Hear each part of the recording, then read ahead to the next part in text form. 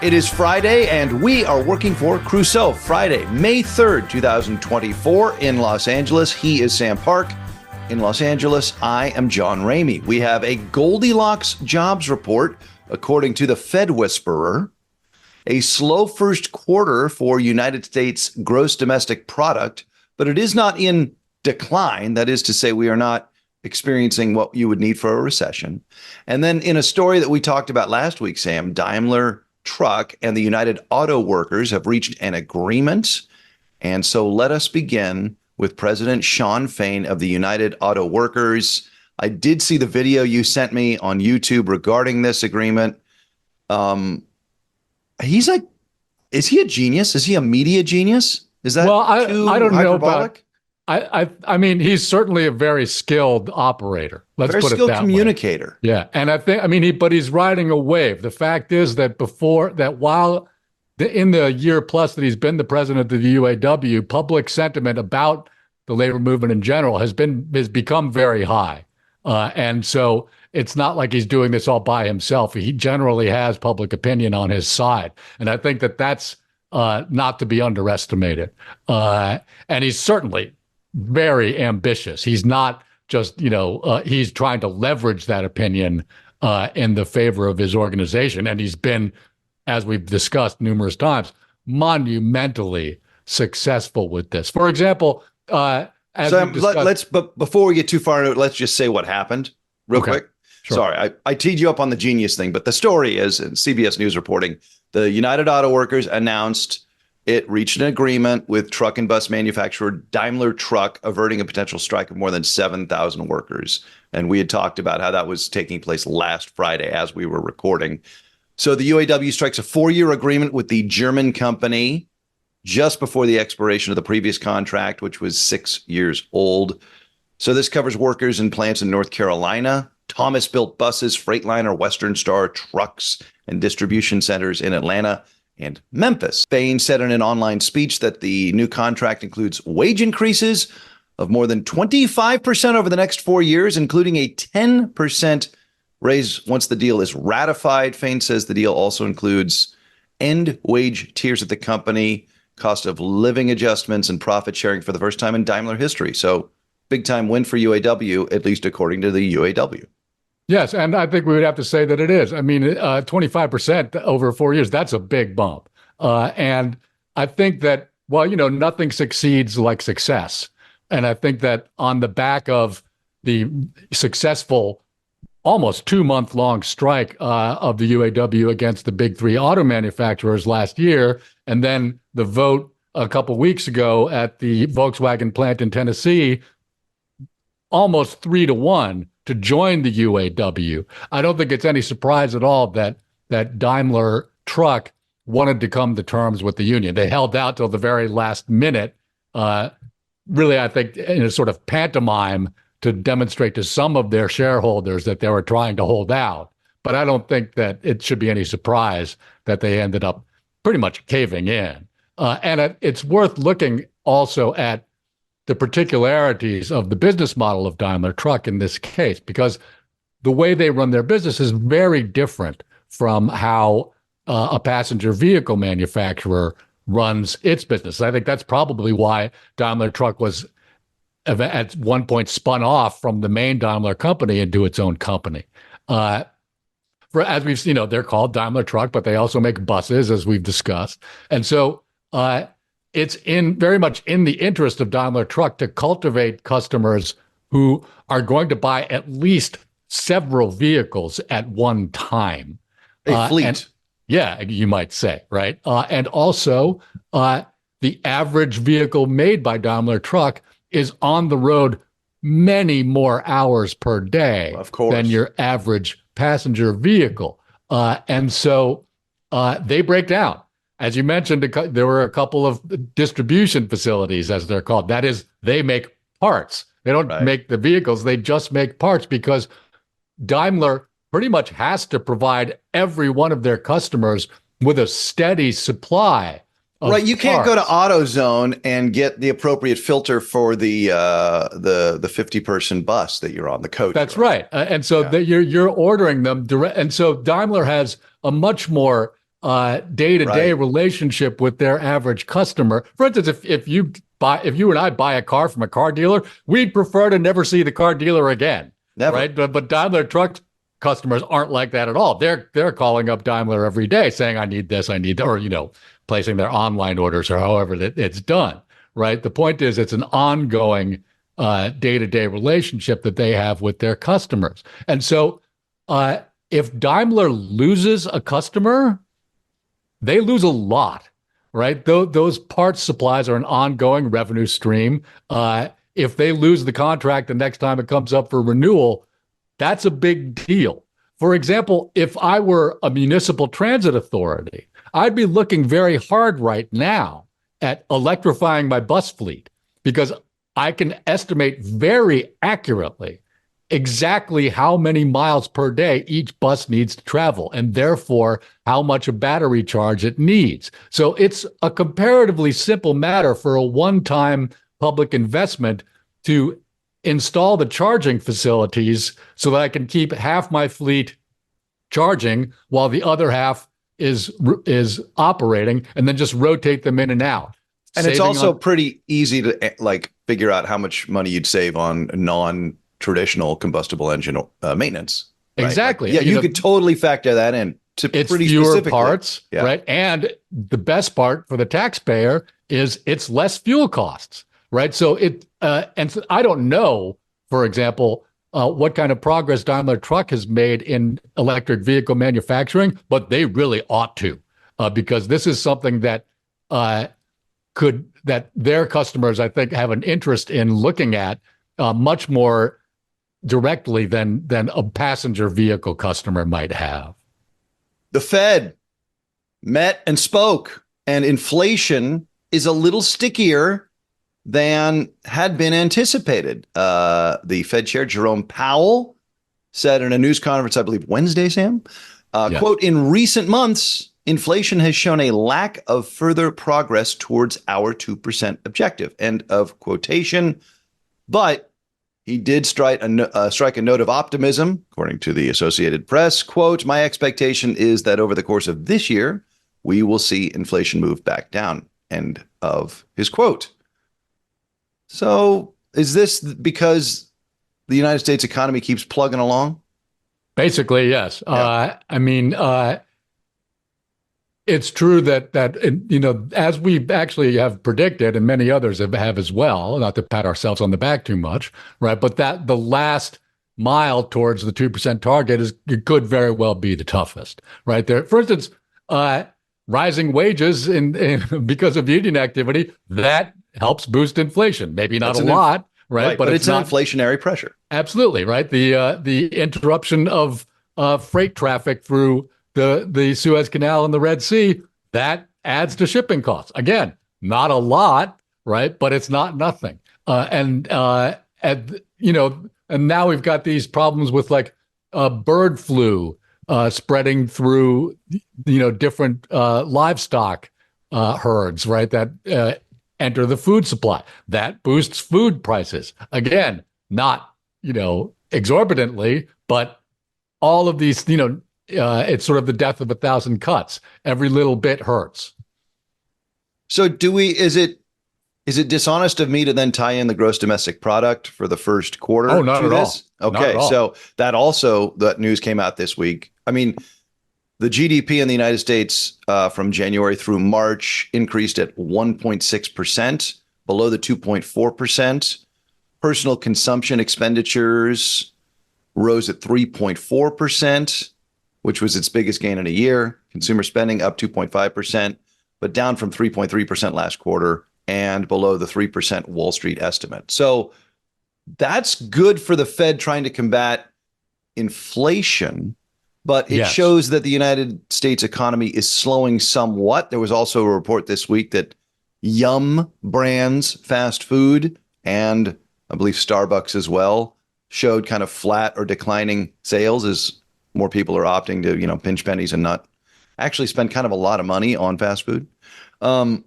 So yeah, they're trying to thread a needle, right? Slow the economy down enough so that inflation goes away or backs down to the 2% target, but not so much that we have terrible unemployment and a recession. Exactly. And so, and now it seems as though they're being moderately successful with this, but it takes time. For example, this was the slowest economic growth we've seen in the U.S. for quite some time, that 1.6 first quarter figure. The United States has had the world's best economy since the global pandemic-related recession, correct? Oh, easily, yes. Yeah. But since that's the slowest growth figure that we've seen for a while,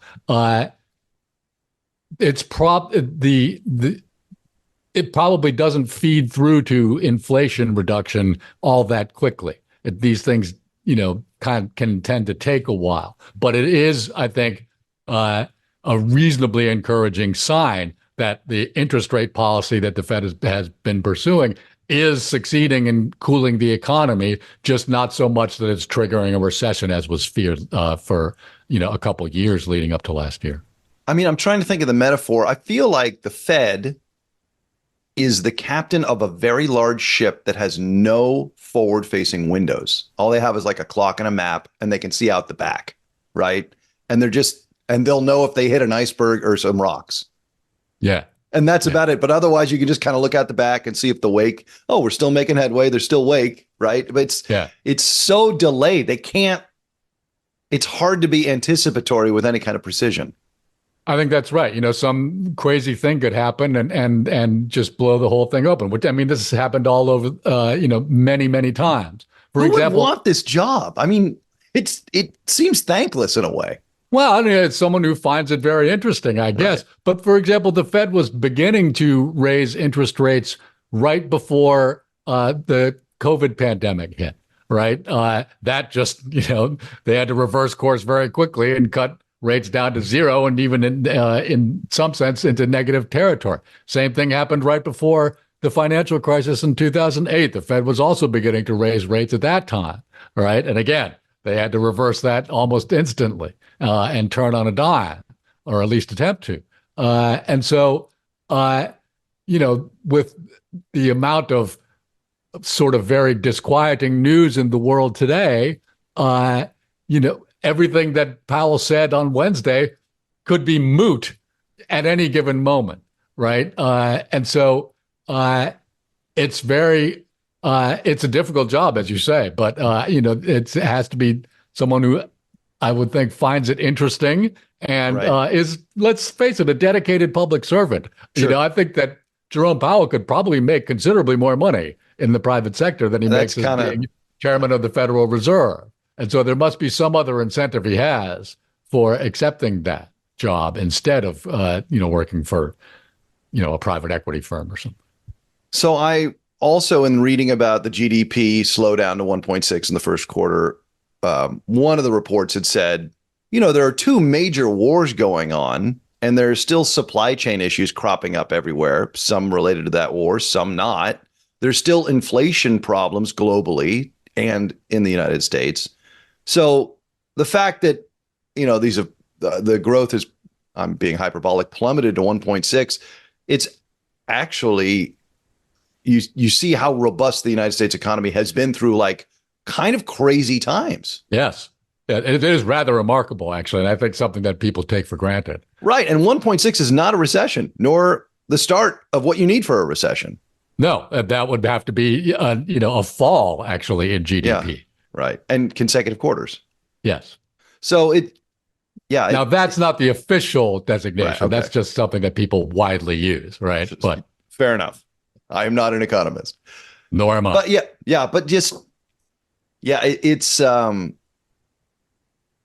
it's troubling, and I know we don't want to talk too much about politics, but it's troubling how, it's not even political. I think just talking to people, rank and file people in the United States right now, not a lot of folks are feeling like this economy is great. They might feel like they're okay, but I don't think they feel like they just don't, there was the vibe session from about 18 months ago or whatever, that kind of, that the perception of the robust economy is still lagging. And so when you see the 1.6, everybody's like, there it is. We knew it was a lie. And that's actually not true. No, it's not true. But I think part of it is that economists don't seem to understand that most people don't think of the economy in the same way that they do. Right. Right. And I don't think about my checking account in terms of GDP quarterly growth. Of course not. And well, there's no reason you should. For instance, the things that the areas where inflation is the most sticky are things like food, energy, insurance, as we've talked about, and housing. Right? These are the necessities. Yeah, these are non-negotiable expenditures for everybody. Exactly. Right. And so once you factor those four things in, and they're all a lot more expensive, then everything else is much less important to people. And in a way, I'm baffled that economists are baffled, right? When they say, why don't people understand how great the economy is? I would respond, why don't you understand how people actually live? Right. Housing, energy, and food are really, really expensive. That's right. And so why should anyone think everything's great? Right. In a way, this relates to the story we were just talking about with the unions, right? Now, even if people do understand that rising wages could exacerbate inflation, they just think it's wrong that working people should constantly get stiffed, right? And over a period of decades. And so these things people don't actually analyze the world in fully rational terms, and they never have. And it's always been sort of a basis of the discipline of economics that people are rational decision makers. And they are to some extent, but that's not the only way they make decisions. And it never has been. And some more modern economists have attempted to adjust their sort of methodological models to take less rational thinking and behavior into account. But that's something that's only begun to happen very recently, and it's much more difficult to do, right? It's hard to game out irrational thinking. Right. How irrational? How consistently irrational? Yeah. Sorry, go ahead. No, that's quite all right. So the other side of that coin is the lack of an unemployment crisis in this country, which, again, the jobs report comes in today for April, and it's good. It's good. Unemployment ticked up to 3.9, but employers added 175,000 jobs in April. It's New York Times says a less torrid expansion of the 200,000 job average over the last 12 months. But again, given the fight against inflation, given the fact that unemployment's still under 4%, it's as Perk Panetta, the chief economist at the Plastics Industry Association, was quoted as saying in the New York Times, I think it's part of the cycle. We cannot continue robust growth indefinitely, considering the limits of our economy. Right. Perk Panetta, you're right. Yeah. And the good thing is that all the data kind of lines up, right? There's no sort of cross signals, right? The slowing, we're still adding jobs just as the economy is still growing. It's just that both job expansion and economic expansion are not quite as robust as they used to be, which is exactly what the Federal Reserve has been trying to achieve with its interest rate policy over the past couple of years. And so now, of course, mostly we prefer that we would be adding more jobs. But right now, hot economic growth and hot jobs growth would definitely feed into inflation. So if both of those categories are moderating to some extent, we can hope that it'll decrease inflationary pressures going forward.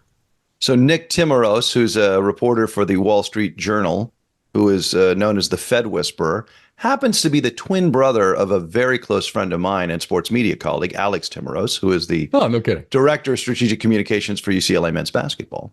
Do they ever try to do a parent trap thing and I'll have to ask which jobs for a day?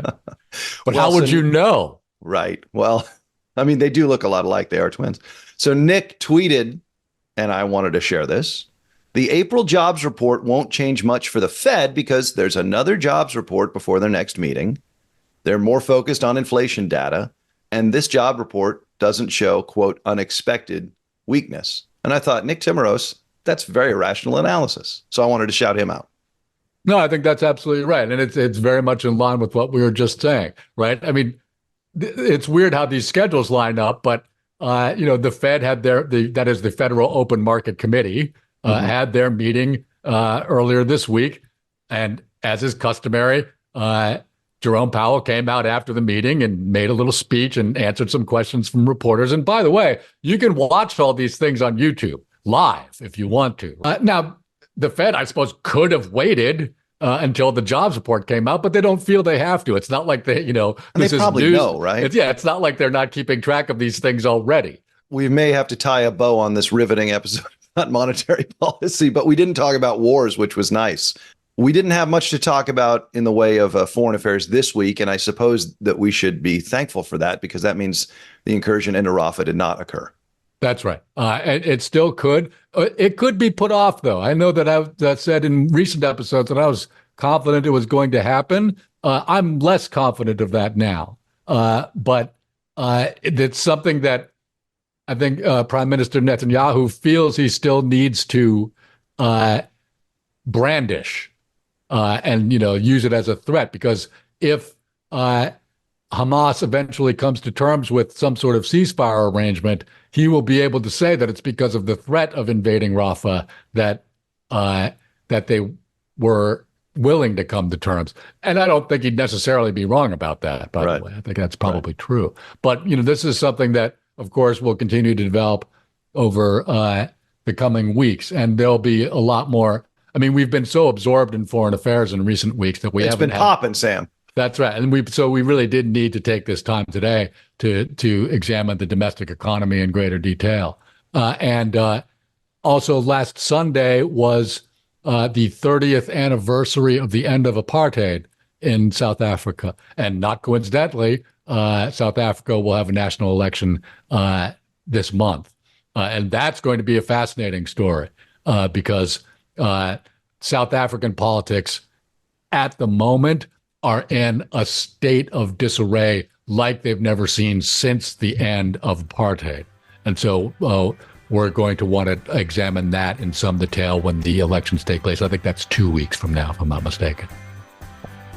All right. He is Sam Park. I'm John Ramey. Thanks for being with us. This has been Working for Crusoe. We'll visit with you next Friday. Thanks, folks.